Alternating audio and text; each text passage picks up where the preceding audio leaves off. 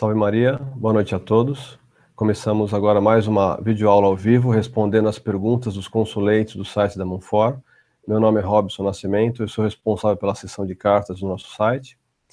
Lembro a todos que ainda não mandaram as cartas, que podem mandar nesse momento, utilizando o WhatsApp, número 11 99579 3180.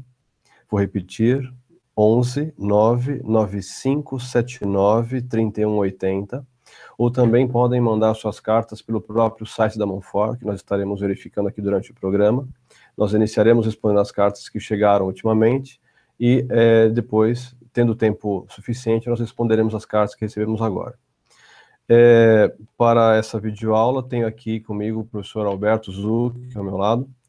Professor Alberto, boa noite. Boa noite para todos os nossos amigos, leitores, consulentes do nosso site.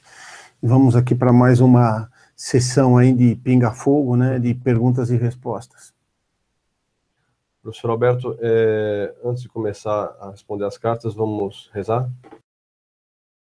Em nome do Pai, do Filho e do Espírito Santo, amém. Ave Maria, cheia de graça, o Senhor é convosco, bendita sois vós entre as mulheres, e bendito é o fruto do vosso ventre, Jesus. Santa Maria, Mãe de Deus, rogai por nós, pecadores, agora e na hora de nossa morte. Amém. Auxílio dos cristãos. Rogai por nós. Ave Maria, cheia de graça, o Senhor é convosco, bendita sois vós entre as mulheres, e bendito é o fruto do vosso ventre, Jesus. Santa Maria, Mãe de Deus, rogai por nós, pecadores, agora e na hora de nossa morte. Amém. Consoladora dos aflitos. Rogai por nós. Em nome do Pai, do Filho e do Espírito Santo, amém. Antes de partirmos para as respostas, eu quero aproveitar para dar um aviso sobre a nossa peregrinação anual à Aparecida, que esse ano acontecerá no dia 9 de julho, é um sábado, inclusive é feriado aqui no estado de São Paulo. Logo mais nós publicaremos maiores informações no nosso site, mas já fica aqui o recado para aqueles que quiserem nos acompanhar nessa peregrinação. Professor Alberto, vamos começar então com uma pergunta do nosso consulente Marco Serra, de Três Pontas, Minas Gerais, e ele pergunta o seguinte: ele inicia a carta agradecendo ao nosso trabalho de apostolado, e ele pergunta o seguinte: eu li o artigo do professor Schlittler sobre o Olavo de Carvalho, artigo esse que está no nosso site, e o nome do artigo é O Modernismo de Olavo de Carvalho. É muito fácil encontrar por qualquer mecanismo de busca. Basta colocar o Modernismo de Olavo de Carvalho Monfort e se acha facilmente esse artigo. Bem, eu li o artigo então mencionado e foi espantoso saber a quantidade dos erros do Olavo de Carvalho. Quando eu seguia, já percebia uma certa tendência dele ser liberal. Outro ponto são palavrões, né? Palavras de baixo calão, que eu notei que quando se tem o costume de dizer palavrões, a pessoa fica mais propensa à banalização do sexo e a praticarem coisas indecentes. E também praticar atos escandalosos. Sem contar que ele mostra um estilo de vida relaxado, afastando os católicos da prática das virtudes. Sobre a questão de não ter a missa tridentina na minha cidade, eu gostaria de pedir orientações de como devo fazer para consegui-la. Eu irei montar um grupo para ajudar a promover a missa tridentina, lembrando que esse leitor é da cidade de Três Pontas, em Minas Gerais. Será um pouco difícil, pois acho que só eu aqui que estou querendo de volta à missa. Outra dificuldade é a questão do modo que as pessoas estão se vestindo durante a missa. As mulheres estão usando roupas indecentes, as meninas também, e não podemos esquecer que isso acontece durante a missa. Muitas mulheres vestidas sem pudor recebem a comunhão. Isso e outros hábitos péssimos, muito ruim para uma cidade de turismo religioso. Então ele comenta então sobre como solicitar a missa, como conseguir a missa tridentina na cidade dele, e faz o comentário sobre o Olavo de Carvalho. Bom, tá aí em primeiro lugar, agradecer, né, o nosso consulente aí, de ter mandado a carta. Gabriel? Marco Serra. Marco Serra, puxa, quase igual o Gabriel, né? Pouca diferença. Bom, eu sou famoso por trocar os nomes. Mas o Marco Serra, da cidade de Três Pontas, eu não conheço a cidade, eu não sei porque seria uma cidade de turismo religioso, não sei exatamente o que tem lá, depois a gente dá uma olhada e vê. Então, o primeiro, né, agradecer ele e parabenizá-lo, né, dele ter lido o artigo do Fernando Schlittler sobre o Olavo de Carvalho. O que a gente pede é isso, né? alguns atribuem como um ataque gratuito, uma impressão, uma birra, né? E não tem nada disso, não tem problema pessoal nenhum. Se trata simplesmente de mostrar para os católicos para eles conheçam realmente qual é a posição defendida, né? E é isso que faz o Schlitter. O artigo tem um monte de citações, o artigo tem a comparação, essencialmente, das posições do Olavo com a Pachende, né? Então, é um artigo muito documentado, e onde não entra a opinião pessoal do Fernando, né? Não se trata ali de dizer eu gosto, eu não gosto, ele é bom, ele é ruim, ele é inteligente ou ele não é inteligente. Não se trata de uma avaliação mesmo até do caráter, se trata de uma avaliação, essencialmente, de uma avaliação da doutrina que é colocada ali e que mostra como a doutrina dele é uma doutrina modernista. Nós, da Monfort, sempre tivemos essa preocupação. Isso daqui foi um estudo, está no livro do professor, o Antropoteísmo, que depois é aplicado concretamente à situação da TFP, através do País das Maravilhas, né, que trata da seita secreta que tem na TFP, e, sobretudo, trata da doutrina que tem na TFP, que o livro, daí vem o título do livro, né, que é uma gnose burlesca. Então, a direita, em resumo aqui, a direita, ela sempre foi infiltrada por um certo tipo de erro, que é uma gnose direitista, né? Isso também tem na Pachende, está condenado pelos papas, e tem todo esse trabalho do professor Orlando. Então, nesse caso, voto assistir não é nenhuma questão pessoal, é uma questão doutrinária. E recomendo aos nossos leitores que leiam. Muitas vezes já discuti nas viagens que a gente faz, enquanto com as pessoas, né? E quando eles dizem, vocês fazem mal de fazer essa crítica, vocês estão dividindo a direita, vocês deviam se preocupar em atacar a teologia da libertação, atacar isso, atacar aquilo outro, o comunismo está para dominar o Brasil, né? E eu pergunto, mas você leu o artigo, afinal de contas, para dizer se está bom, se está mal, o que tem de falha, o que tem de impreciso? Recentemente, uma pessoa me disse, tem uma frase que está extraída do contexto, mas ela nem tinha lido todo o artigo. Quando eu perguntei, você leu o artigo? Se a frase foi extraída do contexto, o que dizia, então, o contexto e o que dizia o artigo? Né? Mostra, não, mas eu não li o artigo, eu vi só uma citação e acreditei que estivesse fora do contexto. Bom, então tenha essa paciência. Então não dá para dar o contra, leia o artigo e depois comente. E eu tenho certeza que quem lê o artigo com atenção vai chegar à mesma conclusão que chegou aí o nosso leitor. E exatamente essas pessoas da direita acabam fugindo do problema principal aí que o Marcos, né? Marcos. O Marcos levanta, né? Que é a questão da missa, né? A missa é a renovação incoerente do sacrifício da cruz. Ora, na história, o centro da história é nosso Jesus Cristo. Na ação de nosso Senhor Jesus Cristo na Terra, o centro é o Calvário. Portanto, o centro da história é a missa. A missa é a perpetuação do Calvário por toda a história. E, normalmente, esses chamados direitistas colocam a questão da missa num segundo plano. O Marcos faz muito bem de trabalhar pela missa na cidade dele. E aqui, Marcos, eu queria te dizer uma coisa. Acho que você se engana. Eu não conheço a tua cidade, você vê que eu nem conheço a história dela, mas eu tenho muita convicção quando você se engana, quando você diz que você é o único. Tenho certeza que na tua cidade tem muitos únicos que estão querendo a missa, né?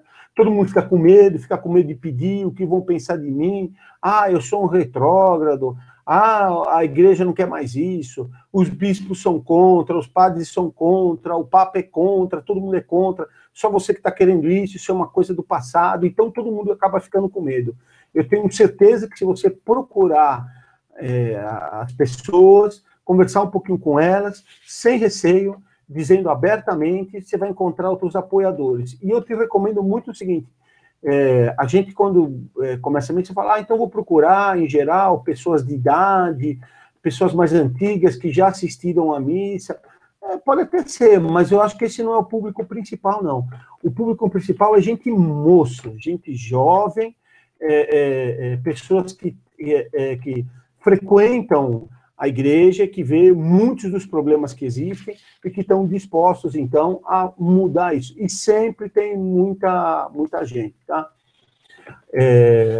A Instrução Universo Eclésia, quando fala do grupo estável, não dá número, diz que são poucas pessoas. Então, se você arrumar 4 ou 5 pessoas, você deve procurar um pároco, e aqui também procure um pároco jovem, ou mesmo um vigário, que esteja disposto a rezar a missa. Vai, leva os documentos, Sumário Pontífico, a Instrução Universo Eclésia, e mostra como que está lá é o seguinte: não tem proibição de rezar a missa antiga. A missa antiga é rezada no mundo inteiro, graças a Deus agora em muitos lugares do Brasil, em toda a América Latina. Nos Estados Unidos, são acho que são praticamente 300 locais de missa diocesana. Não estamos falando dos institutos Ecclesia Dei, Fraternidade São Pedro, IBP e Cristo Rei. Também não estamos falando da Fraternidade São Pio X, não. Acho que são 300 locais de missa antiga. Então, mostra para o padre que isso tudo é permitido, né? Depois, tem certeza que você vai acabar arrumando um padre. Aí você monta uma carta, monta um pedido, você e seus amigos assinam. Se precisar de ajuda aí para ensinar o padre, etc., manda uma carta aqui para o site. Como a gente conhece muitos padres que rezam a missa antiga, a gente vê se consegue achar algum próximo de você aí para ensinar, ou eventualmente tem algumas pessoas que eram seminaristas, aprenderam a missa, saíram do seminário, estão hoje próximos aqui de nós da Monfort. De repente essa pessoa pode ir e dar uma instrução também para o padre. Então, ânimo na sua tarefa, não desanima, não pensa que está todo mundo contra você, não é verdade, isso daqui é uma ilusão, toca em frente, e não é porque você tem uma resposta negativa que você vai desistir, tá? Depois, se quiser alguns detalhes a mais, escreva aqui para nós, e a gente te manda os documentos, tudo aquilo que é adequado para se pedir a missa. Mas não tem uma fórmula muito definida, o que precisa é disposição e vontade. Até para ajudar também o Marcos e outras pessoas da região de Três Pontas, se vocês quiserem a missa tridentina, escrevam para nós, que aí nós podemos colocar os leitores em contato, que aí podem organizar uma visita, uma conversa com algum padre. Até eventualmente uma cidade próxima, né? Sim, eu não conheço, região de Três Pontas. Não conheço ali a geografia do local, né? Mas às vezes uma cidade próxima, alguns amigos da região, mas eu tenho certeza que você arruma, Marcos. Pode me cobrar depois. Próxima pergunta, do leitor Antônio Molina, de Campo Mourão, Paraná. Ele manda 3 cartas, professor Alberto. Então, sim, vamos começar com 2 que são parecidas, né? Tá bom. Então, ele começa dizendo o seguinte: eu ouvi sobre o Olavo de Carvalho, sei que o Olavo é exagerado e reconheço seus erros, mas me confundo sobre vocês, sobre nós, né? Sobre no que de fato vocês acreditam. Então ele diz: não existe salvação fora da igreja, e creio numa igreja una, santa, católica e apostólica. Todos os papas modernistas desrespeitaram esses dogmas. Então isso diz o quê? Que eles são heréticos? Então ele nos pergunta: pode um papa ser herético? Pode um papa dizer que não quer converter ninguém? Pode um papa beijar o Alcorão? Pode um papa esconder a imagem de Nossa Senhora para não ofender as seitas que a desprezam? Pode um papa dizer que os judeus estão certos em esperar o Salvador? Pode um papa deixar-se ungir por seitas heréticas? Poderia aqui escrever sobre várias heresias que os papas modernistas cometeram. Mas eu só lhes pergunto isso: pode um papa ser herético? Essa é uma das cartas. Sim. Ele que diz que não conhece as nossas ideias, parece que ele que quer esconder as ideias dele, né? Mas vamos em frente, aí depois a gente comenta. Então tem a segunda carta também sobre os papas ditos modernos. Já 3 cartas. 3 cartas. Puxa. Nada como ser... Então ele também, nessa segunda carta, ele disse que conheceu o professor Orlando há uns 2 anos, pelo trabalho no site, pelas aulas publicadas na internet. Cidade, né? Ele é de Campo Mourão, Paraná. Ah, Paraná, Campo Mourão. Então ele parabeniza aqui o trabalho do professor, só que depois diz o seguinte: todos vocês se calam e se escondem quando as coisas chegam aos papas. Ele quer dizer que nós atacamos muitos erros modernistas, mas quando o ataque chega a um papa, nós nós não fazemos, ficamos calados. Sei, mais ou menos como fez Dom Bosco em relação ao Pio IX, né? Pois é. Não que nós sejamos Dom Bosco, né? Longe disso, mas enfim. Enquanto método, né? E ele diz assim, que, na verdade, os papas é que são os responsáveis por tudo isso.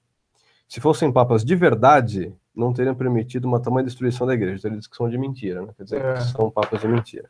Tá vendo? Que a ideia, no site, quem quer saber a nossa opinião e a nossa opinião não tem importância nenhuma. Mas aquilo que nós repetimos, o que a igreja ensina, basta pegar o site, né? A quantidade de artigos, cartas e respostas que tem no site, principalmente do professor Orlando, né? Deixar muito claro aquilo que a gente pensa, né? Nós não precisamos usar esse subterfúgio. Mas, enfim, vamos lá. Ele diz o seguinte também, que os papas pós-Vaticano II são os responsáveis por todos esses males que vivemos na Igreja Católica. Falta de competência, falta de fé, falta de amor, enfim, todos os problemas atuais, né? Então ele termina essa segunda carta dizendo o seguinte: como podemos continuar obedecendo aos papas se a própria Igreja não obedece? Não se obedecia a João Paulo II, Bento XVI e nem o Papa Francisco. E por quê? Porque o Concílio Vaticano II foi proibido pelos comunistas de qualquer condenação a eles. Porque o Concílio Vaticano II deu poderes aos bispos, transformando o Papa em somente mais um bispo. Porque João Paulo II exclui a condenação aos maçons. Enfim, ele cita diversos erros aqui do Concílio Vaticano II. Enfim, ele quer saber se nós devemos obedecer ao Papa ou não. A pergunta é bastante confusa, né? Assim, tem uma série aí de fatos, né? Então, para pegar o fim aí, né?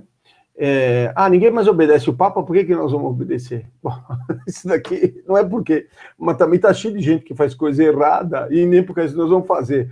Ninguém é mais honesto hoje em dia. Tá todo mundo metido na Lava Jato, então também vou pegar propina. Isso daqui é um absurdo, né? Não tem mais político honesto. Então o político vai dizer, então também vou roubar. Se ninguém obedece o Papa, nós devemos lamentar isso, né? Que houve uma destruição da autoridade do Papa depois do Concílio Vaticano II, sem a menor sombra de dúvida.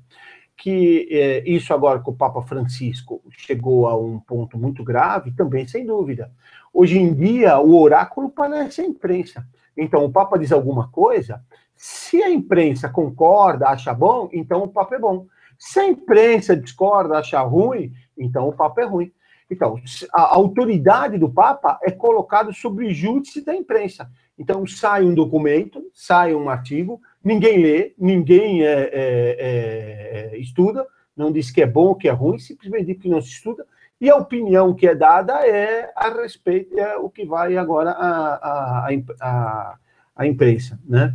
Essa última exortação apostólica do Papa Francisco, né, a respeito do sínodo da família, que causou perplexidade em muita gente, tem muita gente escrevendo, né, a respeito dela, evidentemente não ficou clara, evidentemente tem alguns pontos que parecem não estarem corretos.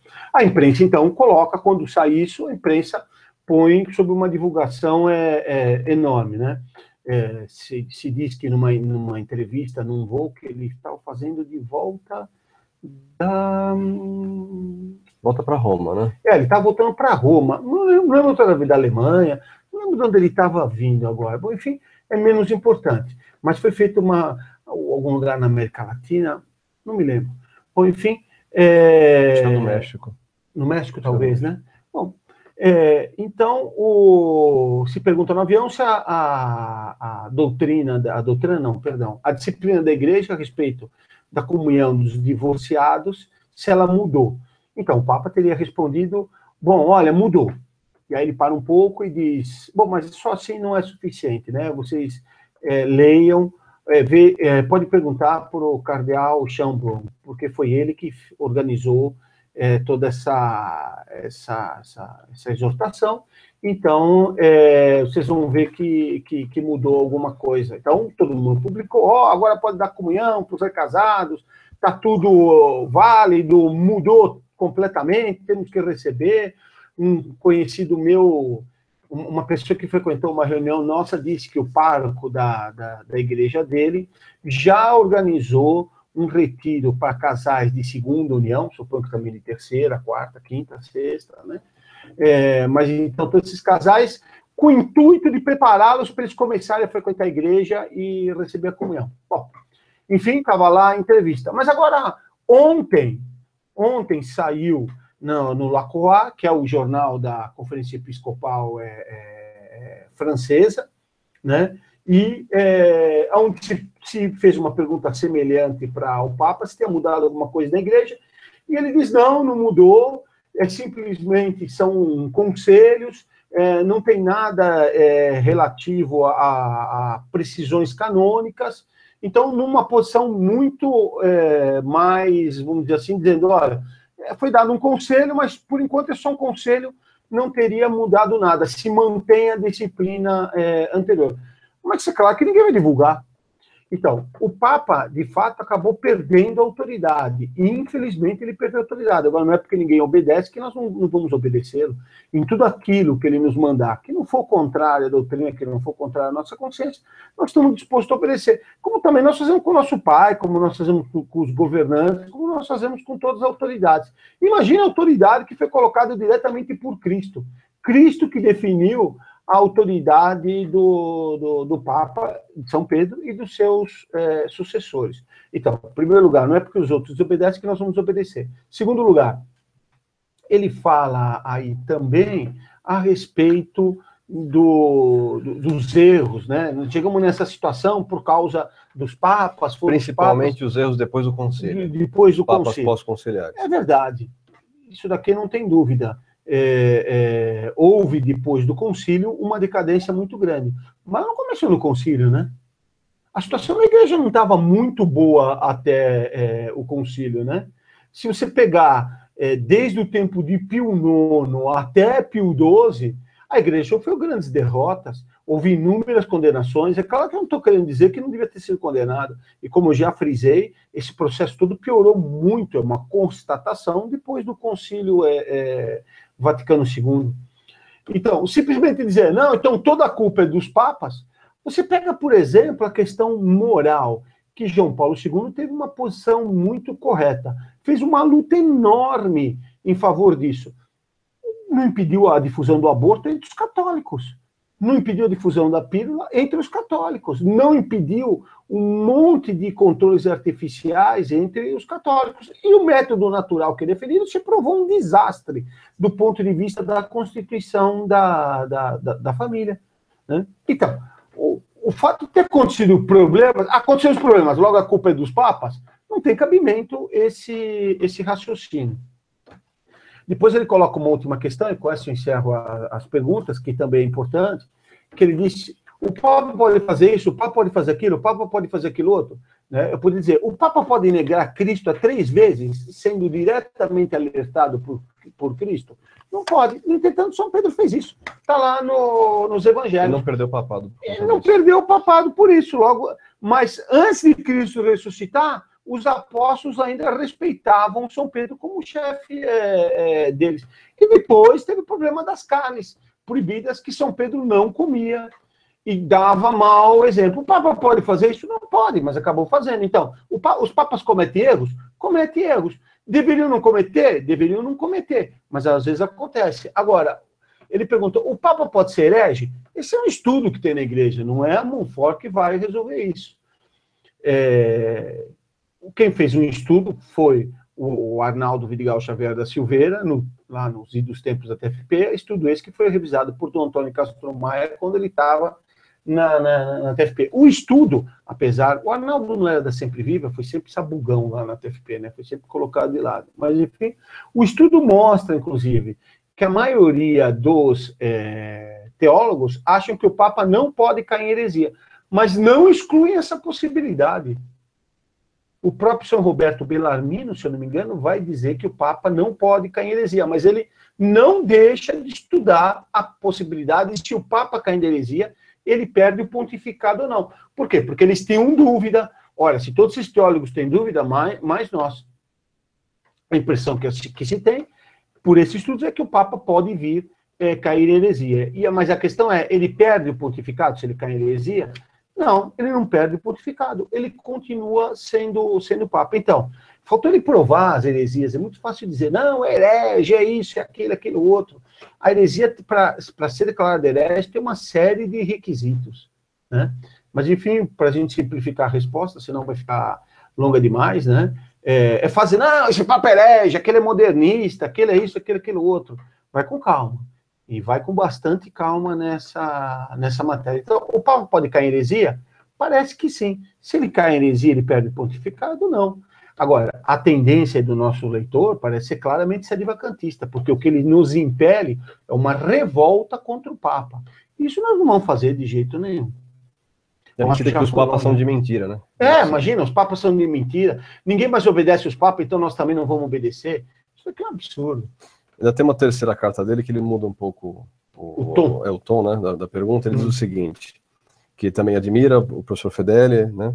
E também admira... Se ele admira o professor Fedeli, devia ver o que ele escreveu a respeito do papado. Não leu muito, né? Então, um pouco essa história de admira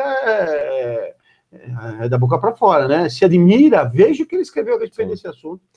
E também admira Monsenhor Lefebvre, pela sua coragem e autenticidade. Sim. Vi hoje um vídeo do senhor Fedeli... E também nunca abandonou a obediência ao Papa. Sim. Também Monsenhor Lefebvre. Apesar de tudo que ele sofreu. Sim. Vi hoje um vídeo do senhor Fedeli onde ele disse que o Monsenhor e também Dom Castro Maier teriam sugerido dança africana nas missas no início do Concílio Vaticano II.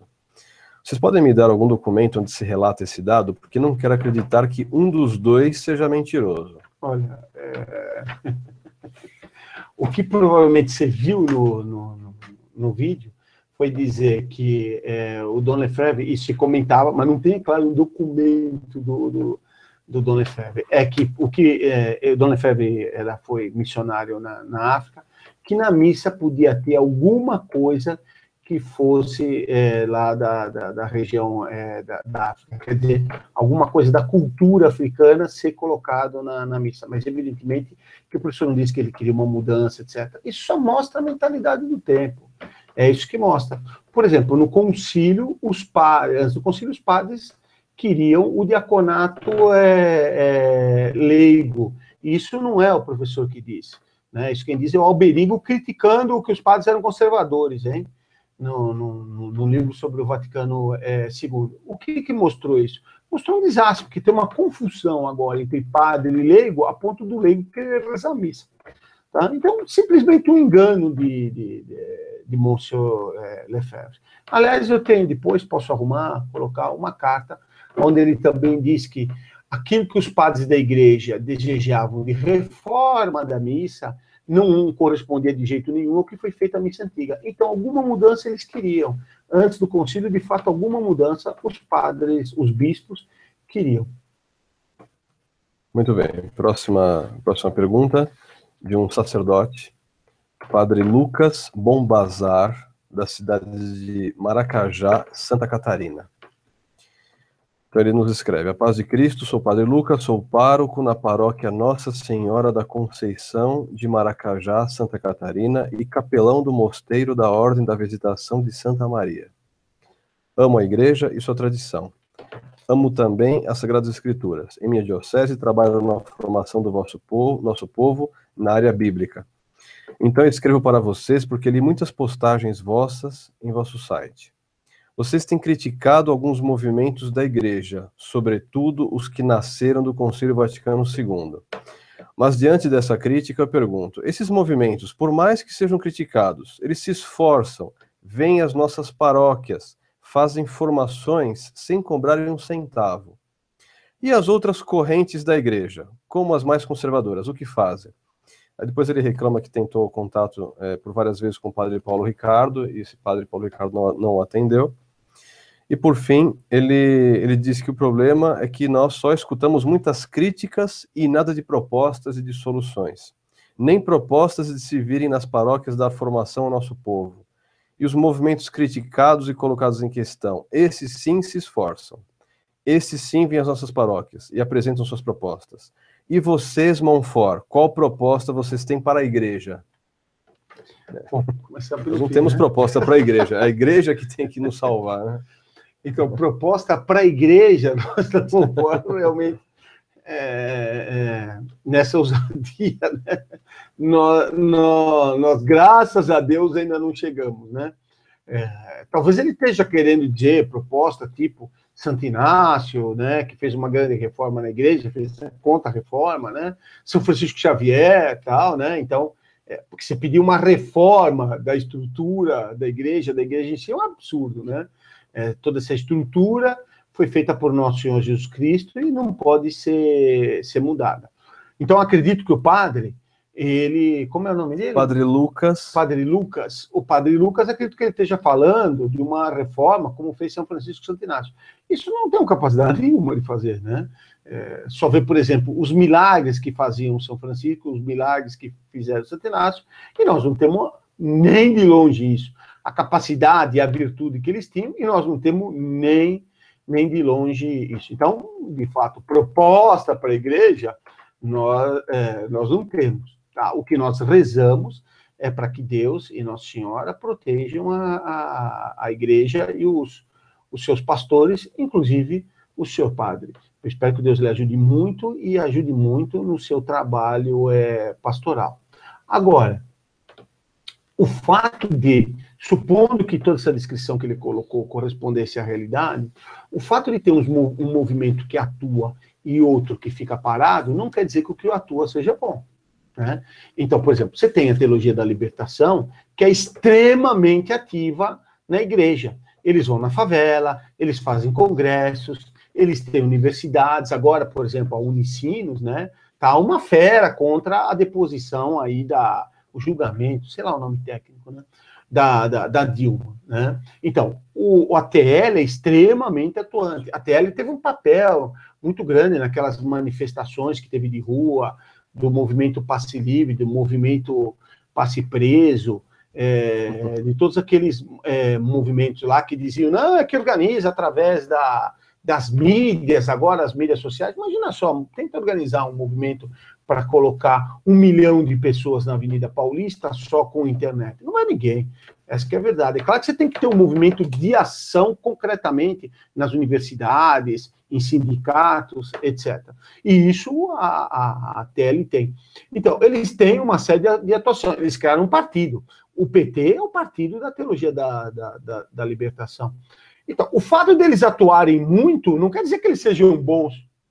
Simplesmente mostra que eles atuavam muito. Quer dizer, então, quando o Hitler estava invadindo toda a Europa, todo mundo devia dizer, olha, que coisa maravilhosa, o Hitler, como ele invade toda a Europa, conquista tudo. Ou nós devíamos lamentar a ação dele, dizer, puxa vida, que pena que ele tem um bom exército, que pena que ele sabe agir. Então, o fato de alguém agir não é bom, nem ruim em si mesmo, precisa ver se faz o bem ou se faz o mal. Então, esses grupos que estão agindo na sua paróquia e que não estão cobrando nada por causa disso, né? Então, isso também não faz eles bons. A pergunta que precisa ser feita é o seguinte, eles se aproximam mais ou se afastam mais da igreja e de nosso Jesus Cristo? Se eles ensinam uma doutrina diferente da doutrina de Cristo, eles estão se afastando. Então, se vai lá os carismáticos, por exemplo, na sua paróquia, organiza uma festa, bingo, gincana, como é que chama aquele negócio que batia na cabeça e o fulano caía? Repouso no Espírito, né?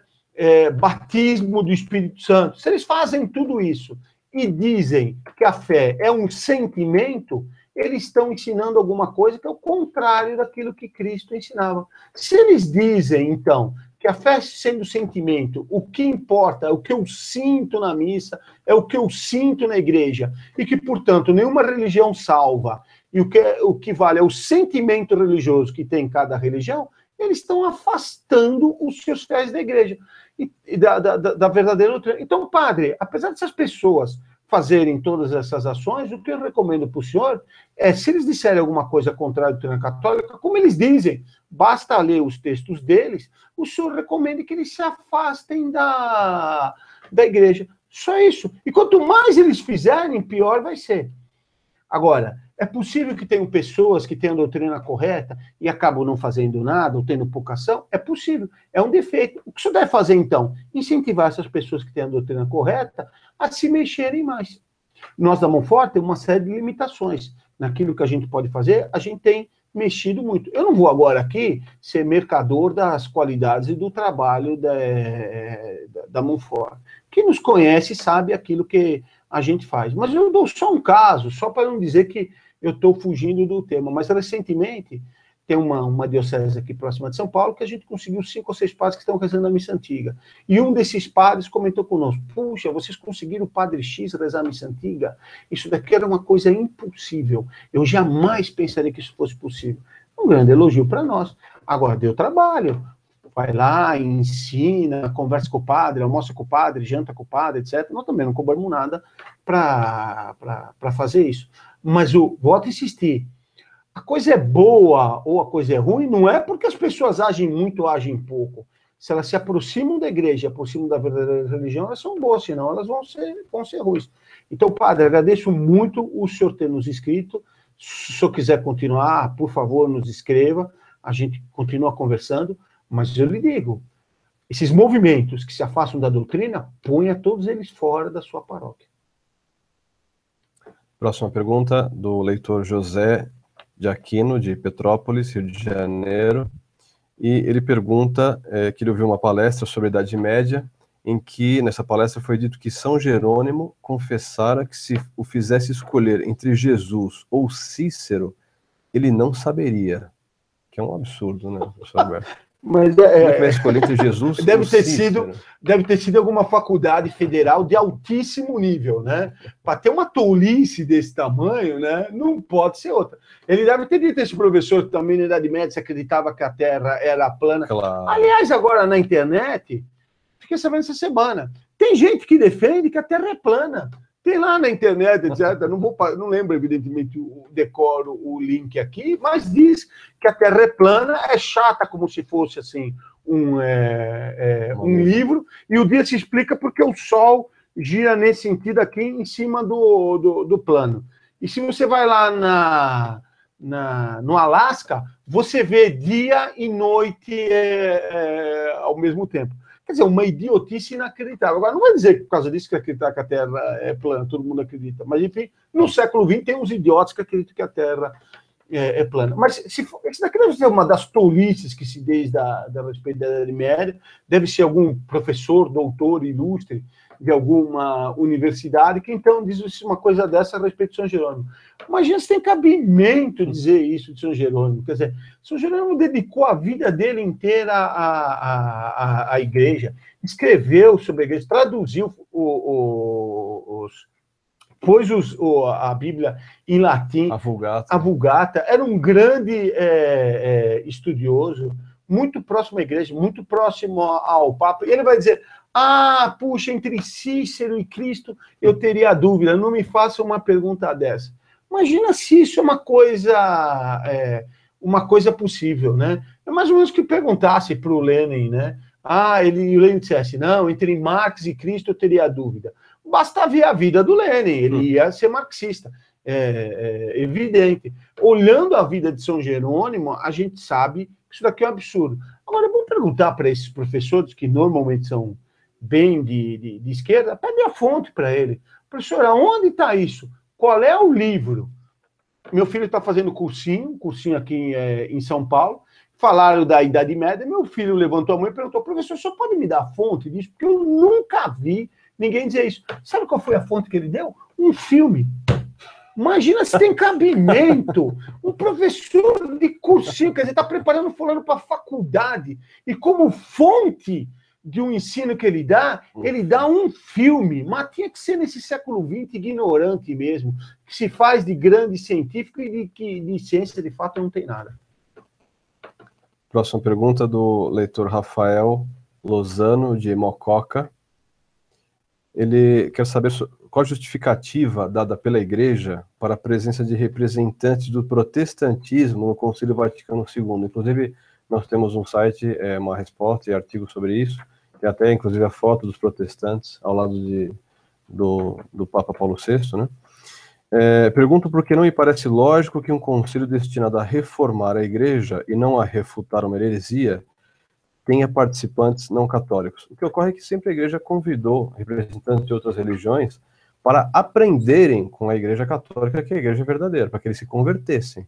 O problema no Concílio Vaticano II foi a influência que essas pessoas de outras religiões tiveram em muitas decisões. E depois, os batizados, completando o que o Robson comentou, os batizados, eles estão subordinados à igreja. A igreja tem autoridade sobre eles.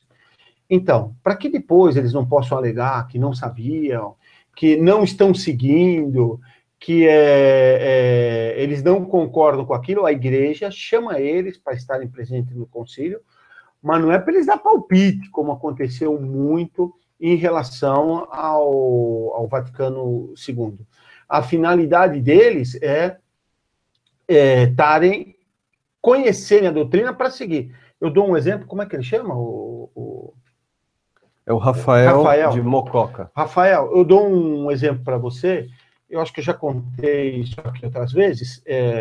Uma vez eu conversei com um bispo, Melquita, aqui da Nossa Paraíso, não é o que está atualmente, e ele, então, quando eu falei do Concílio de Trento, ele disse que o Concílio de Trento define isso, ele me respondeu, mas eu não estava na igreja quando isso foi definido, eu não preciso seguir. Eu falei para ele, mas eu também não estava na igreja quando fizeram o Concílio de Trento.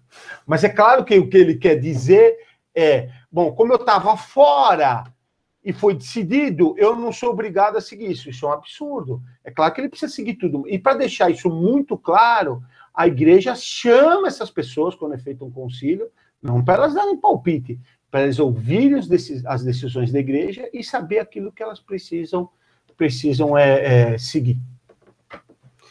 Muito bem. Próxima pergunta, do leitor Odair Fabris, de Caxias do Sul.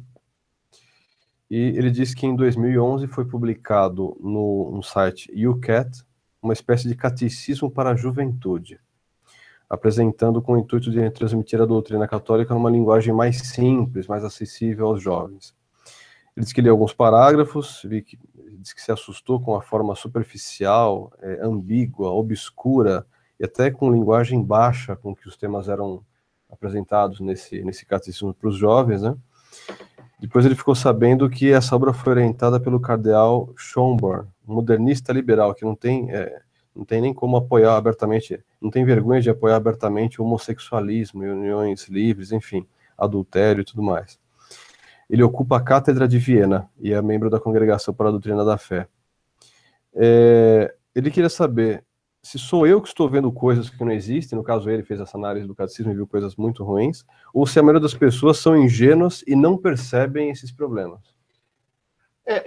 A impressão que eu tenho, o nome dele é... Odair Fabris. Hoje está difícil de eu guardar os nomes. Normalmente é difícil, mas hoje acho que eu vou bater o recorde.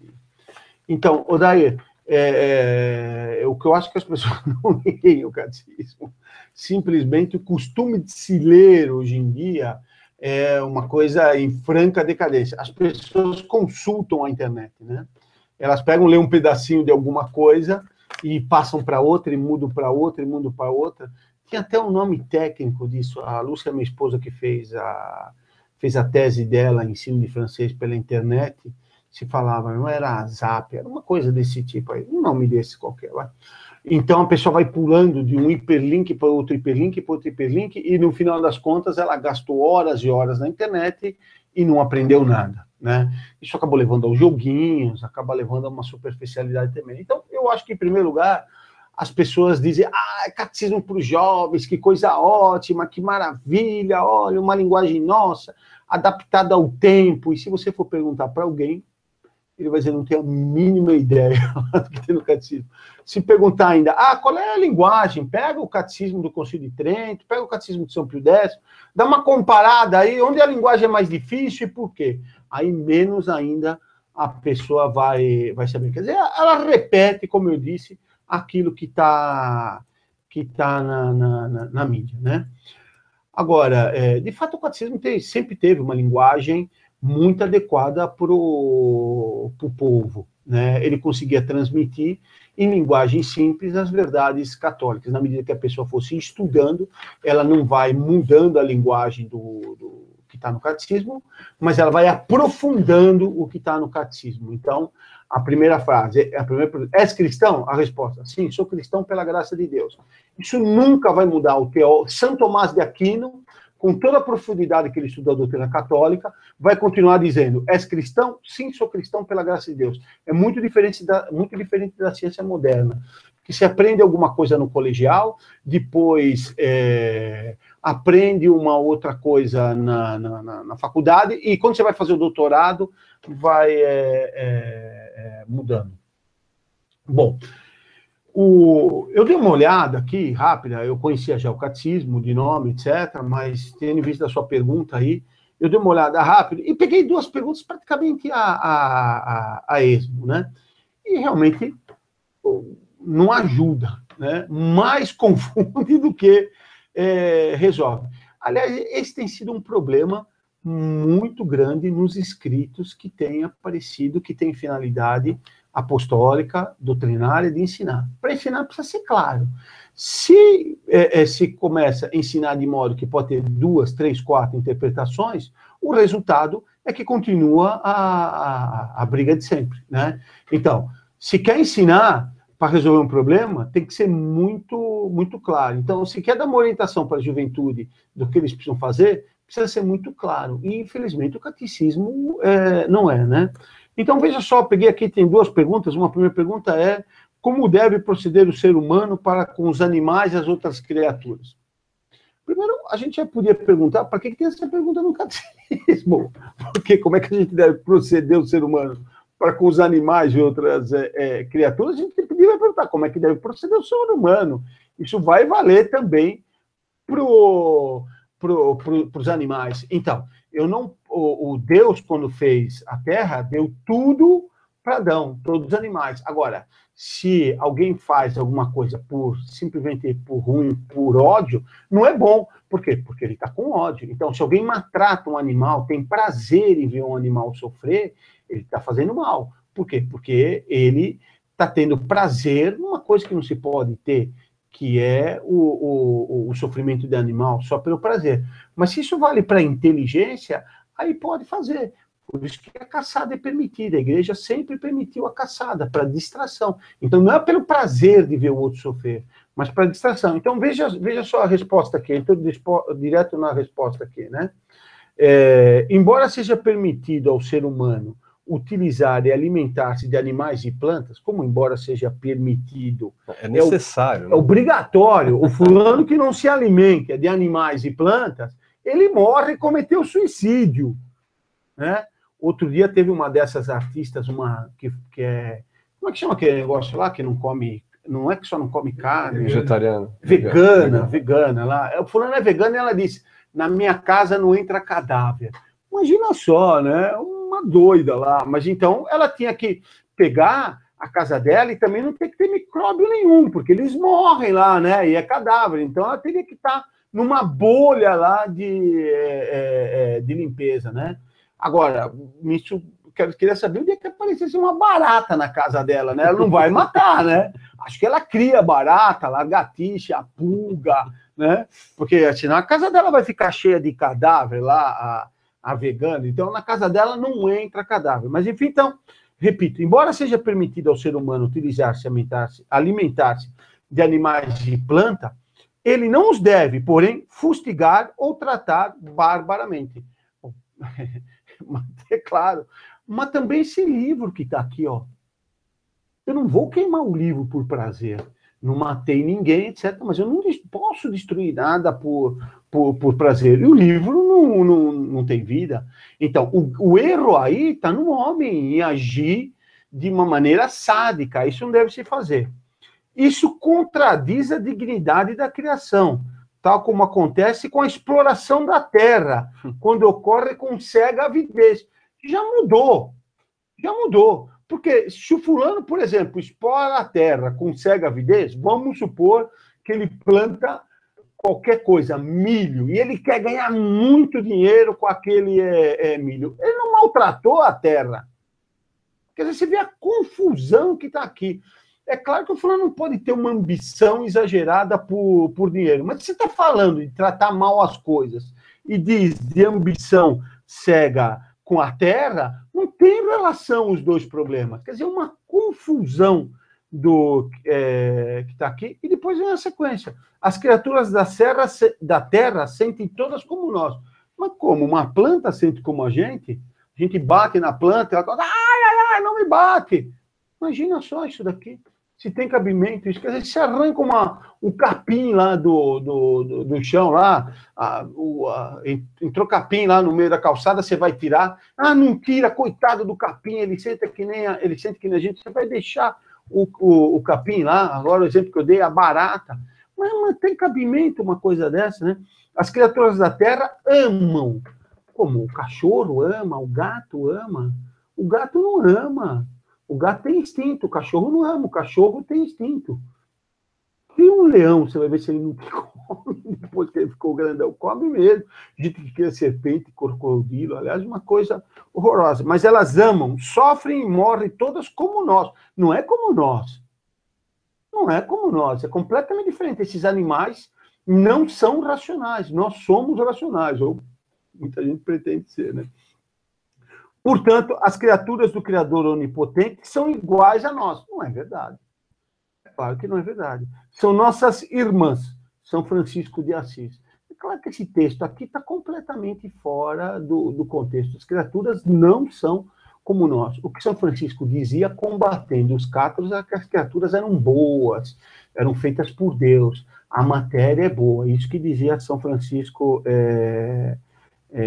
de Assis, né? Então, peguei uma pergunta só, né? Já está tarde, vou parar só nessa. Essa daqui é a pergunta 57. Precisa até ver se a tradução está certa, né?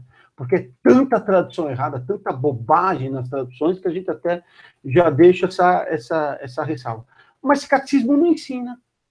É feito na linguagem do jovem, confunde, e quando se termina de vez, a pessoa vai dizer, então os homens são iguais aos animais. Não é o que está no Gênesis. Deus deu todos os animais pro homem.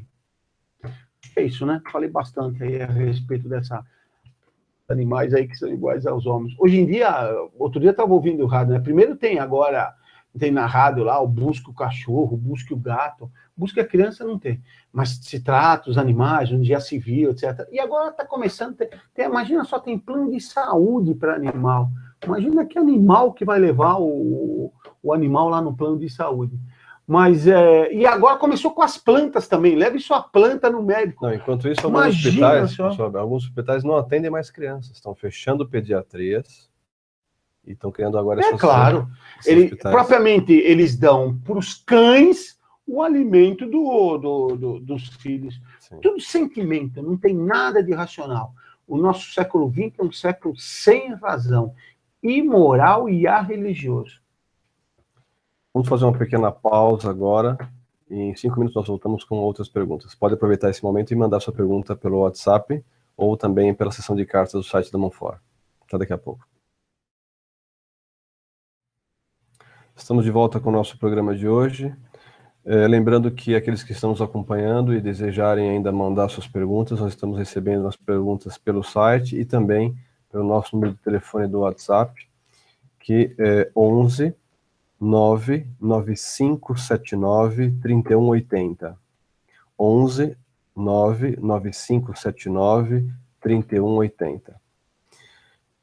Retornando agora, vamos começar com essa pergunta do leitor Felipe Ribeiro, de Osasco, aqui em São Paulo. Ele quer saber o nome da escultura de Nossa Senhora que está na capa do site. Inclusive, é a imagem que apareceu agora durante o intervalo. Essa imagem que está na parte de cima da tela, que está na capa do nosso site, na homepage do nosso site. Ele está montando um cartaz para as comemorações do mês de maio e queria usar essa imagem. Essa imagem, viu, Felipe, ela foi baseada na imagem de Nossa Senhora de Paris, que está na Catedral de Notre Dame.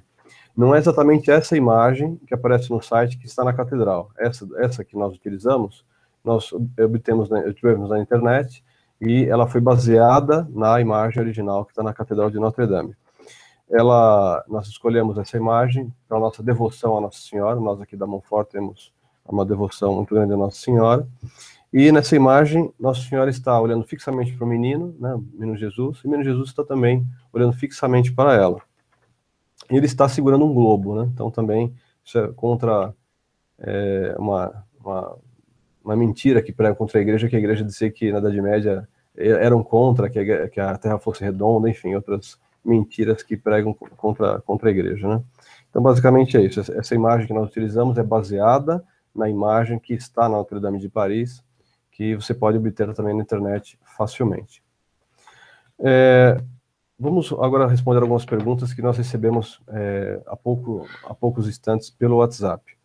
Vamos começar com uma pergunta que vem de fora do Brasil, uma pergunta de nossos amigos de Ciudad del Este, no Paraguai. Nosso leitor Mário Benâncio, ele pergunta o seguinte: podemos falar sobre a maçonaria de direita? Como é a sua atuação? Como reconhecê-la? Também sobre o nacionalismo, ele quer saber. O nacionalismo é bom? Tem muitos católicos que se dizem tradicionais e são nacionalistas, né? Ele quer dizer tradicionalistas e se dizem nacionalistas. E por último, um católico pode ter ódio pelo povo judeu? Ou o sionismo é tão ruim quanto o próprio Hitler? É possível ter uma admiração ao nazismo? Ele nos agradece. Eles estão assistindo a aula num grupo de amigos. Bom, então aí deve ter, antes de tudo, né, agradecer aí a mensagem que vocês mandaram e cumprimentar o Padre Jorge Miguel, nosso grande amigo, e se Deus quiser, em breve ele estará aqui conosco pro nosso congresso. Então, eu acho que as perguntas deles foram bem interessantes. Então, vamos dividir elas um pouco aí, Robson. Primeiro, Sim. Ele fala da gnose maçonaria de direita. Maçonaria de direita. A maçonaria de direita. Então, a maçonaria de direita sempre existiu, né? Você tem uma maçonaria que é a maçonaria de esquerda, aquela, vamos dizer, que é ligada ao comunismo e que faz o trabalho sujo. Mata, faz revolução, faz guerrilha. Essa é a maçonaria de esquerda. E que empurra, então, o mundo. A finalidade da maçonaria é a destruição da igreja. Tá? Um parênteses, o professor gostava mais do termo forças secretas do que maçonaria, porque a maçonaria é um tipo de sociedade secreta. Existem outros tipos. Vamos usar a maçonaria aqui como o termo genérico. Tá? Bom, então, as forças secretas, a maçonaria, tem uma parte dela que é de esquerda e que faz o trabalho sujo para empurrar as pessoas contra a Igreja Católica. Então, mata padre, persegue a Igreja com armas, com calúnias. Agora, a maçonaria percebe que isso daqui não é suficiente, que também precisa conquistar os católicos. Isso daqui, o primeiro, vamos dizer assim, que explicitou e colocou isso em prática foi Napoleão. Tem uma videoaula do professor sobre Napoleão e sobre esse trabalho que ele fez. Acho que chama Napoleão e a Arte da Revolução, uma coisa assim. Mas onde exatamente diz que não adianta ficar só perseguindo os católicos, é preciso conquistá-los. Então, a maçonaria de direita vai se apresentar com ar religioso e vai atrair os católicos. Então, a maçonaria de esquerda vai estar perseguindo os católicos. E aí os católicos fugindo da perseguição, quem vai receber eles de braços abertos? A maçonaria de direita, que vai dizer para ele, olha, venham para nós, olha como nós somos religiosos, olha como nós somos espirituais. E no fundo vão estar defendendo uma gnose. Então, esse espiritualismo deles, né, não é nem de longe a doutrina católica. E o que eles vão fazer? Se contrapondo à maçonaria de esquerda, eles vão acabar condenando a matéria. A maçonaria de esquerda vai dizer que a matéria é Deus. A maçonaria de direita vai dizer que Deus está aprisionado na matéria e que a matéria é uma coisa ruim. Então os católicos vão dizer, olha, eles condenam o materialismo, que coisa bonita, e vão acabar caindo, então, nesse falso dilema que é colocado. Sempre as forças secretas, a maçonaria agem assim. Então, no tempo do nazismo se punha, ou você aceita nazismo e fascismo, ou você cai no comunismo. Mentira, nenhuma coisa nem outra. Agora, ou você aceita o capitalismo, ou você aceita o comunismo, o marxismo. Nada, nem uma coisa, nem outra. Então, são apresentados sempre dois erros para os católicos, para induzirem eles a estar ou de um lado errado ou do outro, e tirando a posição católica. Outro exemplo, até o nosso padre estava dizendo, né, que nos escreveu. Ou você é carismático, ou você é TL. Nem uma coisa nem outra. Nem o marxismo da teologia da libertação, nem a gnose dos ecumênicos e dos carismáticos, né? Existe, entre esses dois erros, a posição da Igreja Católica. Então, assim que haja maçonaria de direita, tá?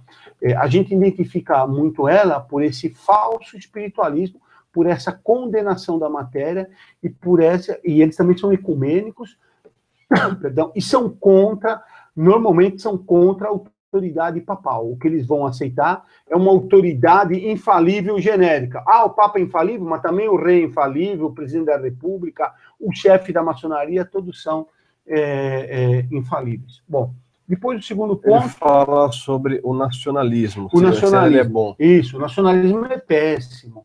O nacionalismo coloca a nação acima de tudo. Isso sempre foi condenado pela Igreja. O nacionalismo é fruto do liberalismo da Revolução Francesa. O liberalismo aplicado à política vai dar o nacionalismo. O nacionalismo talvez seja a doutrina mais criminosa de toda a história. Mais criminosa. O nacionalismo produziu a Primeira Guerra Mundial e produziu a Segunda Guerra Mundial. Você vê a quantidade de gente que morreu por causa dessa ideologia, né? A ideia de nação acaba separando os povos naquilo que é essencial. Então, por que aqui na América Latina, por exemplo, toda a América Latina hispânica, cada povo precisava ser uma nação independente? Por que isso? Por que eles não podiam colaborar entre eles? Esse é um sistema, você punha uma fronteira, aqui termina um país, aqui começa outro país. Sempre tem a briga de empurrar a cerca, é um pouco mais para lá, um pouco mais para cá. Foi o que aconteceu na Europa. A Alsácia e a Lorena, elas são francesas ou são alemães? Então, as duas guerras vão pulando a cerca. Uma hora a Alsácia e a Lorena fica alemã, outra hora fica francesa. Então, essa ideia de nação, nação acima de tudo, é completamente absurda e produz um ódio. Isso, o nacionalismo foi usado para ser controlado os povos. Isso aconteceu aqui na América Latina, que era todo um continente católico, e para fazer uma divisão entre os católicos, se colocou o nacionalismo. Entre nós e vocês aí do Paraguai, a nossa amizade é muito maior do que entre nós e um outro brasileiro, porque vocês são católicos e nós somos católicos. Se um dia nós estivéssemos numa guerra, eu gostaria de lutar ao lado de vocês, porque nós estaremos naqueles que são contra a religião. Não, vou lutar agora para pegar lá 500 metros da divisa entre o Uruguai e o Brasil. Vai plantar batata, deixa para lá, não vou morrer por causa dessa tolice, né? Então, o que nos aproxima verdadeiramente é o fato de nós termos a mesma fé, tá? Então, o nacionalismo só nos destrói e só nos separa. Essa rixa idiota que existe entre Brasil e Argentina, por exemplo, entre os brasileiros e argentinos, para que isso? O que nos interessa é que nós trabalhemos pelo bem da igreja. Trabalhando pelo bem da igreja, se terá o bem dos povos, como fez a igreja com os bárbaros. E depois tem mais uma questão, dos judeus, né? Sim. Isso é ele absurdo. tem um ódio ao povo judeu. Não tem cabimento. Os judeus não são ruins porque eles são de raça judia. Nosso Senhor era judeu, Nossa Senhora era judeu, os apóstolos eram judeus, Santa Isabel era judia, São João era judeu. Então, tá cheio... mas isso antigamente, o padre Ratisbona era judeu, né? Aqui tinha em São Paulo uma irmã no Colégio do Sion, que nos ajudava muito, era judia. Então, isso o ser judeu não é questão. O principal, o que eles têm de erro é a não aceitação de nosso Jesus Cristo, é uma questão religiosa, não tem nada a ver com a questão de povo. E por isso que o nazismo é condenado. O que o nazismo fez com os judeus é um crime, e a Igreja Católica protegia os judeus. Em todo lugar que estava a Igreja Católica, protegia os judeus. E os americanos, no começo da guerra, sabendo das perseguições, tiravam o corpo, porque não queriam se meter. O Roosevelt, ele não queria se meter na guerra, porque politicamente não era bom para ele. Os americanos tinham sofrido muito na Primeira Guerra Mundial e não estavam dispostos a entrar na guerra. Então ele lavava as mãos.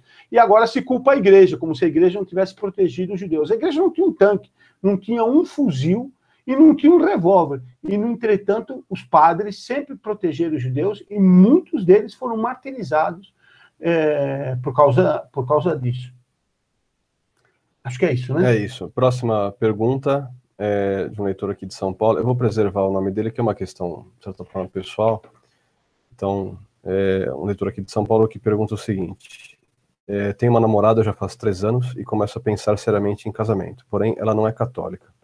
Tenho grandes dificuldades em convertê-la. Seu pensamento é completamente secularizado e é completamente aversa à ideia de ter vários filhos. E digamos que seus princípios são muito destoantes do ensinamento católico.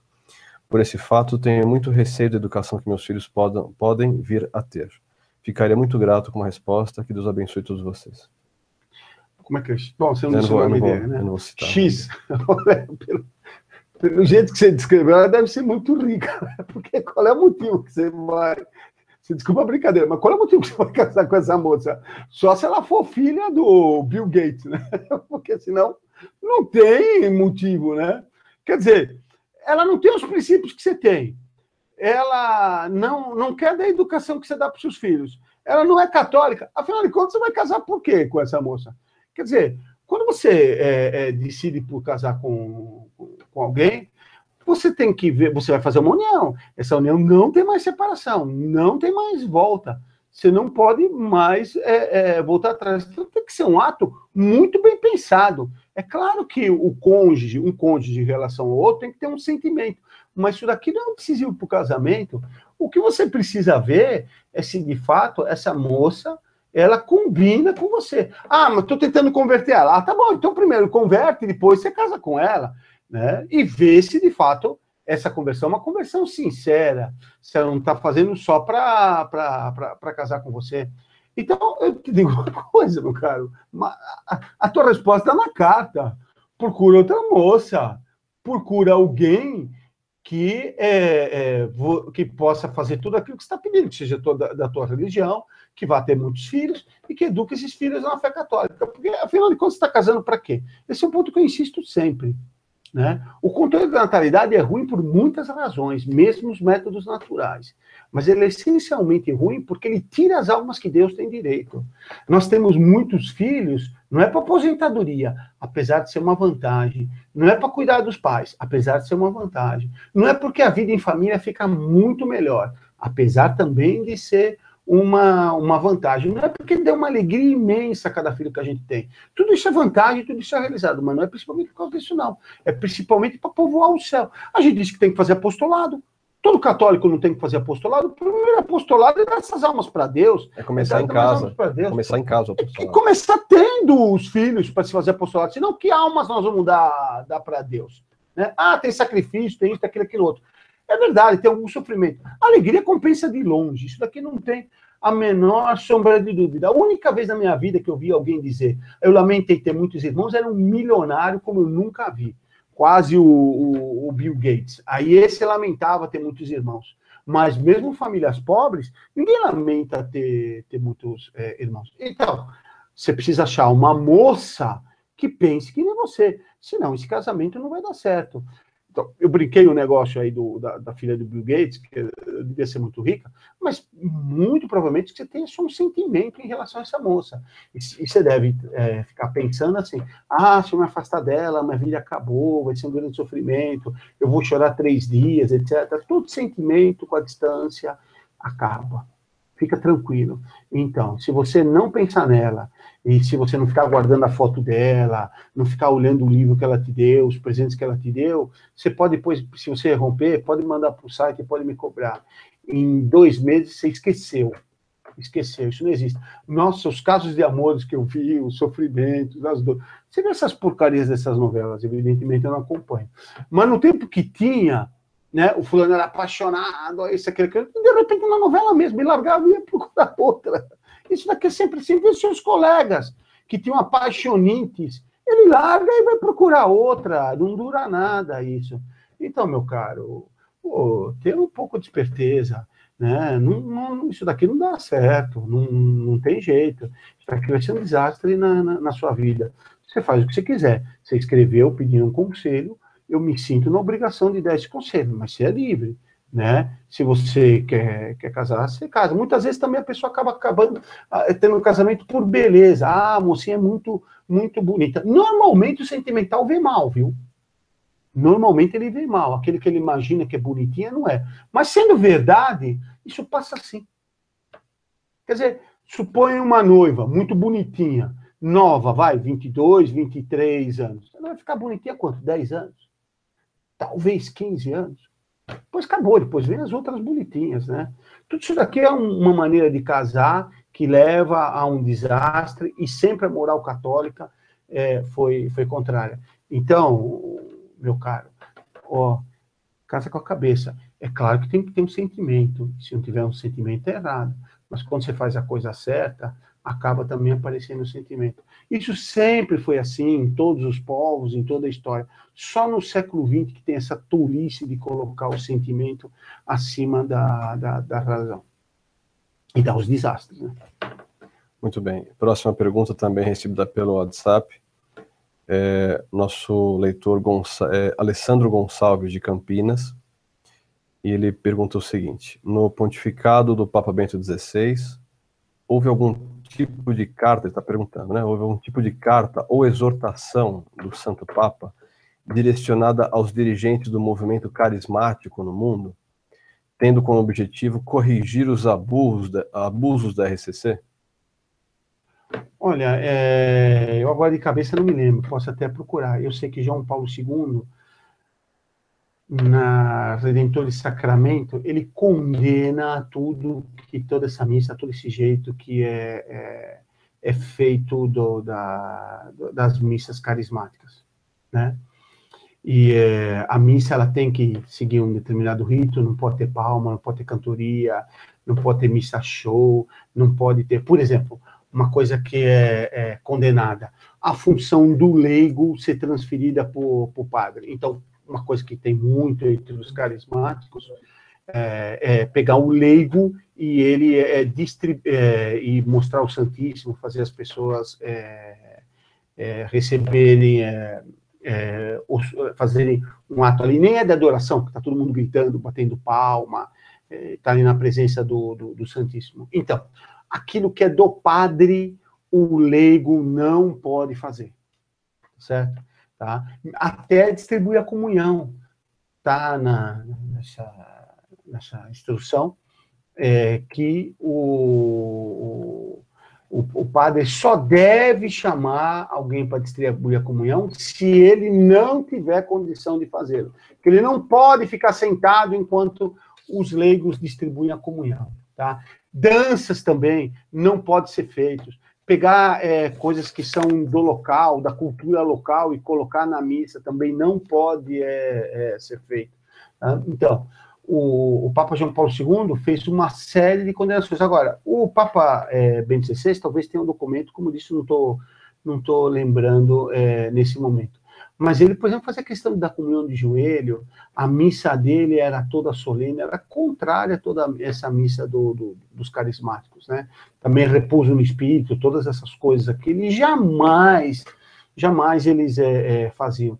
E insistiam para que se obedecessem às rúbricas na liturgia. Muito bem. Próxima pergunta, recebida através do nosso site, do leitor João. Ele se diz ateu, ele é do bairro de Genópolis, São Paulo. Então ele relata o seguinte: é difícil para mim acreditar em diabos ou demônios. Eu tenho fé, mas a minha fé é racional. Então, um ponto em comum, né? Nossa fé também é racional. Também é nossa, né? É naquilo que eu posso ver, tocar, igual a Tiago. Quer dizer, ele confunde São Tomé com São Tiago aqui, né? Mas depois deixou de ser racional a fé dele. Deixou de ser racional, porque ele acredita naquilo que ele pode ver, pode tocar. Então, por exemplo, ele não acredita no ar. né? Porque ele não pode ver, não pode tocar. Né? Onde é que ele pega aqui o ar? Ah, cadê o ar? Ele só acredita quando Você tem uma fé vento. materialista. Né? Então, quando tem vento. As ondas eletromecânicas, eletromagnéticas, lá, o raio que o parta lá que vem do Sol, ele não acredita, porque não pode ver, não pode tocar. É claro que ele não sabe provar também. Ele não sabe, assim como eu não sei provar que essas coisas existem. A gente acredita nos cientistas que estudaram e que mostram alguma coisa que é razoável. Vou acreditar só naquilo que a minha razão entende. Então eu só vou acreditar em contabilidade. É a única coisa que eu entendo. Ele disse também que ele nunca viu nenhum milagre, que é difícil acreditar em milagres, ele nunca viu. Alguns falam que existe o fim do mundo, o fim dos tempos, que Nosso Senhor vai voltar, enfim. Torço para que Cristo volte e pega todo o dinheiro que as pessoas pediram em nome dele, enfim, de outras coisas. O que Cristo vai fazer com o dinheiro? Como se ele precisasse, né? Mas enfim. Cristo, para mim, não tem nada de divino. Só foi um louco, um fanático que quis ser mártir e provocou a classe dominante e poderosa na época. Parem de tentar me explicar com versículos da Bíblia. Tem religião que até beija a Bíblia como se fosse um livro sagrado. As missas, li também sobre Francisco de Assis, que era contra a construção de templos, pois haveria corrupção. As missas deveriam, segundo Francisco, ser campais, dentro de uma gruta, sem conforto algum. Aí sim a fé das pessoas seria aprovada. Não, imagina. Primeiro de São Francisco é bobagem. São Francisco queria um sacrifício para ele. Uma das primeiras coisas que ele fez foi reformar lá a porciúncula que o crucifixo disse para ele, Francisco, reforma a minha chiesa. E ele entendeu que era aquela igreja ali. Então, reformou aquela igreja. Melhorou as condições daquela igreja. Então, o que ele queria era sacrifício para os monges, que teriam uma vida excepcional. Mas para o povo comum, é claro que tem que ter uma igreja que dê para assistir. Agora, se vê que a atitude dele, como é que ele chama o primeiro nome dele? João. O João. A tua atitude é completamente irracional. Porque é o que eu te disse. Se você olhar a sua razão, você vai ver que a sua razão não é capaz de entender tudo. Então, querer entender tudo com a sua razão, aí sim você tem uma fé irracional na sua razão. É uma contradição em si mesmo. A existência de Deus não se prova pela Bíblia. Quem provou a existência de Deus foi Aristóteles, 200 anos antes de Cristo. Tá? Então, não tem a Bíblia para provar.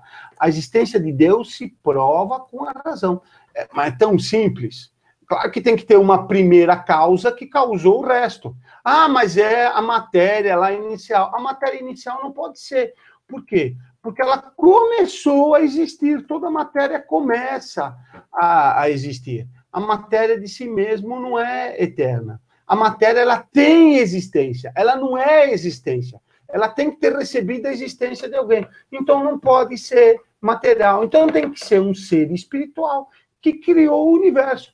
Mas é a coisa mais simples. Basta ter, eu não vou dizer fé, porque a existência de Deus não é de fé. A fé pode ajudar a nossa crença na existência de Deus. Mas basta ter um pouco de bom senso. Agora, o teu problema não é esse. O teu problema é que você não quer acreditar em Deus por alguma razão. Então, está escrito na Bíblia. Porque diz o Nécio, em seu coração, Deus não existe? Quer dizer, você não quer acreditar na existência de Deus porque você tem algum problema. É só isso, essa raiva contra Cristo, esse ódio contra Cristo, depois dizer que Cristo veio combater os dominadores. Era um louco. Não veio combater nada, ele não combateu o Império Romano.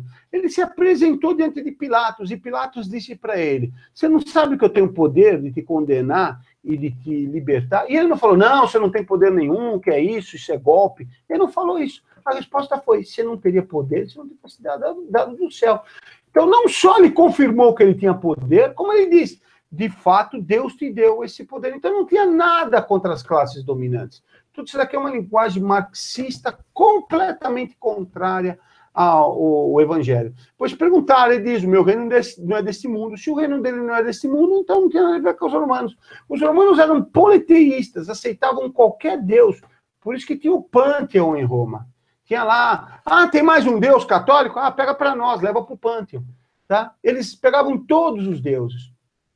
Ele foi condenado exatamente por quê? Porque se esperava um Messias que era um dominador da terra, e isso que ele não quis. Ele não veio mexer em política, ele veio salvar os homens. O que interessa para Deus são as almas e a salvação delas. Então, esse ódio que se revela contra Cristo não denota um problema de inteligência, denota um problema moral. Tá? Próxima pergunta, do leitor Alisson Vasconcelos, de Praia Grande, aqui em São Paulo, litoral de São Paulo. Então ele diz que tem estudado muito sobre a missa de Paulo VI, inclusive no site, agradece pelo nosso trabalho, agradece pelo trabalho do professor Orlando Fedeli.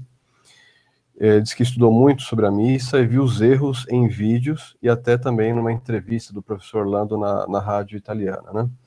Em estudos também tradicionais de outros lugares. Porém, uma dúvida sempre tive depois de conhecer os erros. Quem não vai mais à missa nova por conta de seus erros, comete pecado mortal? Estarei eu em pecado mortal por não ir à missa protestantizante, mesmo sabendo de seus erros? Como é que ele chama? É o Alisson. Alisson, é o seguinte, a tua pergunta tem a resposta embutida nela, é claro. Se você vê um erro que você deve evitar, que vai causar um grande prejuízo para você, em princípio, você estaria dispensado de ir na missa. Né? Então, quando tem alguma coisa que vai nos prejudicar, na missa ou qualquer outra situação, se eu vejo que vai me prejudicar, eu não devo ir, é claro. Mas isso depende de uma compreensão, depende da tua situação particular, não dá para dizer para você se isso é pecado ou aquilo é pecado. Né? Você pega, por exemplo, uma moça que tivesse tentação com um padre, ela estaria dispensada na missa. Agora, não vai dizer lá, chegar, não vou na missa porque eu tenho tentação com o padre. Não tem cabimento. Pode ser uma coisa pessoal dela, é claro. Mas isso daqui mostra que existem situações concretas que a pessoa está dispensada de ir na missa. Um outro caso, por exemplo, imagine que hoje é terça-feira e eu imaginasse que era obrigado a ir na missa de terça-feira e não vou. Eu pequei. Agora, nós vamos ter o Corpus Christi. Eu não sei que é dia santo de guarda. Eu não pequei. Então, para pecar, precisa ter três coisas: pleno conhecimento, pleno consentimento e a matéria ser grave. Né? Então, se tem essas três situações, é claro que a pessoa ela não é obrigada a se colocar numa situação que exige isso. Agora, o que eu vou te dizer é o seguinte: você não deve faltar na missa. Se você está na Praia Grande e você quer assistir missa antiga, faz um esforço, vem até São Paulo. Da Praia Grande até São Paulo, dá 1 hora se for de ônibus. Pega um ônibus aí na Praia Grande, aqui em São Paulo tem missa de manhã, à tarde e à noite. Vem para missa aqui em São Paulo, não deixa de assistir missa não. Tá? Então, se você tem uma tão grande devoção à missa, da forma como você está dizendo, e se você entendeu todos os problemas que estão relacionados a isso, vem na missa aqui em São Paulo. É bastante simples. Depois, insista para ter missa antiga em Praia Grande. Você gosta tanto da missa, converse com os seus amigos. Faça que nem o rapaz lá da cidade de Minas Gerais. Insista, fale com os seus amigos. Depois procure um padre. Eu tenho certeza que também em Praia Grande você vai arrumar um padre aí que reza a missa antiga. Até algum tempo atrás tinha missa antiga em Santos. Eu não sei se ainda tem. Uma vez em Praia Grande, Santos, Guarujá, cidades próximas aí, e ver se consegue a missa. Enquanto isso, você está convidado para vir aqui para São Paulo, né? Vem, se quiser vir no sábado à noite, você assiste reunião na nossa sede, no domingo você assiste missa, ou você vê à noite, assista a nossa reunião de domingo. Tá bom? Muito bem. Próxima pergunta, do leitor Malcolm Dias, de Campo Grande. Gostaria de saber se aqui no Brasil ainda existem boas ordens católicas que não estão corrompidas com o modernismo, e se existe alguma em que os religiosos possam assistir à missa tridentina. Pergunto se ainda existem boas ordens, pois já conheci algumas que são péssimas, em que os padres formadores não têm uma boa formação e acabam ensinando coisas contrárias à fé católica. Estou em dúvida, em processo de discernimento, não sei que caminho que quero tomar, vida matrimonial ou religiosa.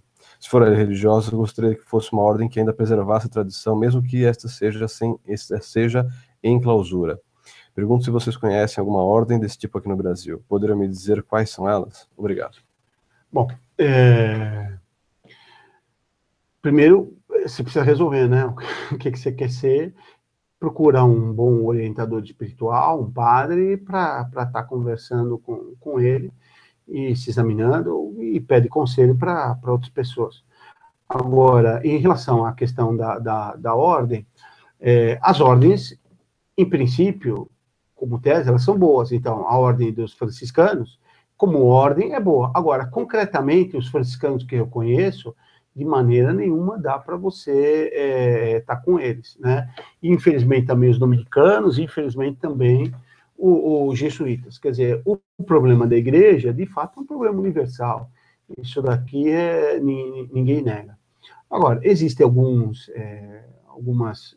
instituições, né, alguns institutos que eu conheço, que eu poderia te dizer que lá você vai ter alguma coisa da tradição da igreja. Particularmente, eu conheço o Instituto do Bom Pastor. Então, é um instituto que não quer dizer que não tenha defeitos, etc. E aí eles têm um site, você procura o site para conhecer, falar lá com os padres, mas onde você terá, de forma geral, uma muito boa orientação. Agora, a crise da igreja é universal, né? Isso daqui todo mundo diz, né? A diminuição de vocações, a falta de religiosidade, a diminuição de pessoas indo à missa. Por exemplo, a igreja onde eu assisto missa aqui, a São Paulo Apóstolo, quando eu era menino, aqui no nosso bairro tinha muito menos gente, acabava... O nosso bairro era quase o fim da cidade, e a igreja estava lotada. Eu lembro que eu sempre assistia a missa de pé. Hoje em dia tem pouquíssimas pessoas que vão na missa. Então, de fato, você tem uma grande dificuldade, ou uma grande crise religiosa, e que acabou afetando todas as instituições. Agora, não vai entrar num lugar só para você entrar, né? Acho que isso está claro para você, mas eu insisto, né? Não é porque é franciscano que é bom, não é porque é jesuíta que é bom, não é porque é dominicano que é bom. Você realmente precisa conhecer, mas eu não conheço nenhum desses lugares que eu pudesse te recomendar, a não ser que não te disse o Instituto Bom Pastor. Próxima pergunta, nós estamos até caminhando já para o fim do nosso programa, são as últimas perguntas que nós vamos responder no programa de hoje. O leitor José Geraldo, de Manhumirim, Minas Gerais, e ele pergunta onde ele pode encontrar o livro Conversas à Mesa, de Martinho Lutero. Bom, esse livro você pode encontrar na internet, não é difícil de achar. Se você lê em inglês, é até mais fácil de encontrar. Você pode procurar pelo título em inglês, que é The Table Talk of Martin Luther. Tem vários sites que publicaram esse livro. E também agradece aqui ao nosso trabalho. Quer acrescentar alguma coisa, professor? Nós temos uns amigos lá de Recife, que eles vão publicar um livro, puxa vida, agora me fugiu o nome. Sobre o Brentano. Sobre o Lutero, né? E a gente deve estar saindo em breve. E aí nós vamos estar fazendo a divulgação disso. Eles fizeram a tradução de um livro que não tem mais direito autoral. É até um livro que, em princípio, o autor é simpático a Lutero, mas ele descreve exatamente como foi a vida de Lutero, e acaba condenando. Então, mesmo aquele que é simpático, mas é honesto em relação ao Lutero, acaba ficando com uma condenação. Próxima pergunta, do leitor Felipe, de Porto União, Santa Catarina. Ele diz que, ultimamente, os abusos litúrgicos das paróquias da minha cidade, em virtude desses abusos, eu comecei a participar somente da paróquia ucraniana, que utiliza da Divina Liturgia de São João Crisóstomo. Porém, eu não a frequento apenas pela liturgia, mas pela minha tradição familiar, que é ucraniana, fui batizado lá, e por minha crescente admiração pela cultura católica bizantina. Ainda mais depois da leitura do excelente blog greco-católico Apostolado Leonid Feodorov, que expõe a beleza do catolicismo oriental. Então, com isso, tenho duas perguntas sobre o assunto. Um católico bizantino pode usar a cruz de 8 braços? E outra pergunta, poder-se-ia dizer que é um ato cismático aceitar a teologia bizantina? Eles não aceitam o filioque, purgatório, a transubstanciação? Gostaria de agradecer também pelo todo o conhecimento que me transmitiram desde que conheci a Montfort. Bom, então, a cruz de 8 braços, em princípio, pode ser usada, mas não faz muito sentido você usá-la no Ocidente, porque ela é um símbolo oriental. Acaba sendo um pouco de budismo. Então, é bom você usar os sinais religiosos que são do Ocidente. Agora, o que interessa é depois, se é cismático, você defender negar a transubstanciação, a Filioque, quer dizer que purgatório. Deus Pai, o Espírito Santo não procederia do Pai e do Filho, procederia só do Pai. Por isso, muitos cristãos perderam a vida e isso foi definido, né? O Espírito Santo procede do Pai e do Filho, Filioque. Então, ele procede dos dois. Então, isso não é cismático, isso é heresia.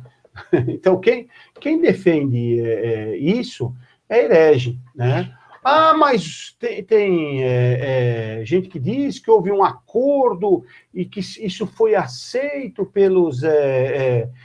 quando se entrou na igreja, conversa fiada, né? Você tem entre os ucranianos várias divisões, tá? Não trato disso aqui, mas tem várias divisões. Então, por exemplo, eu durante algum tempo assisti missa na igreja dos ucranianos aqui em São Paulo, na Vila Alpina, que eles estavam subordinados a Roma, mas você tem outros 2 ou 3 linhas de ucranianos que não estão subordinados a Roma. E se a pessoa está fazendo essa defesa do filioque, está fazendo a defesa que não tem purgatório, contra a transubstanciação, eles não estão unidos a Roma. Alguns deles dizem que foi feito um acordo com Roma e que havia lá um acordo de Brest, e que eles não precisariam aceitar isso. Isso não é verdade. Tem um autor, eu não sei se você consegue, se você lê francês, é um autor russo, que escreve, ele é da Sorbonne, chama Tatarenko. Esse autor conta a história da volta dos ucranianos. Os ucranianos fizeram lá tais 33 proposições que tinham alguma dessas teses que você que diz que os ucranianos estão defendendo, mas não foi isso que foi o acordo, não. Quando eles fizeram em Roma, fizeram outro acordo, incluindo tudo isso, e o acordo foi logo depois do Concílio de Trento, inclusive incluindo teses que eles tinham que aceitar do Concílio de Trento e que eles não negavam, que eles acabavam não negando, mas era para a finalidade de preveni-lo contra os protestantes. Tá? Então, em resumo, se defende isso, não é cismático, é herege, tem que ficar distante dessas pessoas. Então, se você não gostou da missa porque tinha abusos, quanto mais aqui que tem heresias escarrapachadas dessa forma. Se as pessoas defendem isso, te aconselho, fique longe delas e longe dessa missa.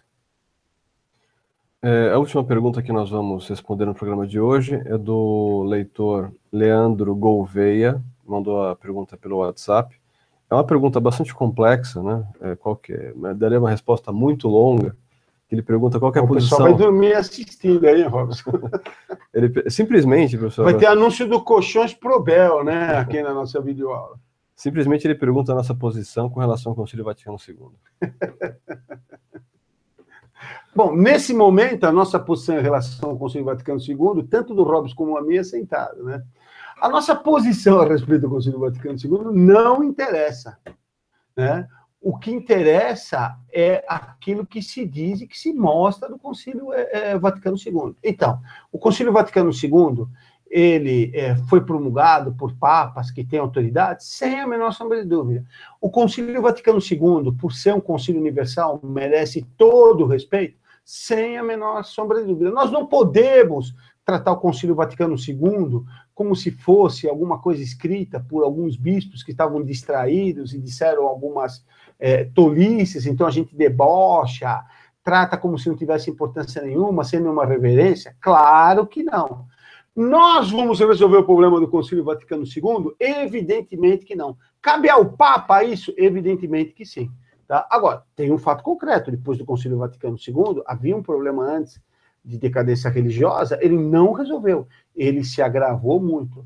Existem textos muito dúbios no Concílio Vaticano II? Existem textos dúbios.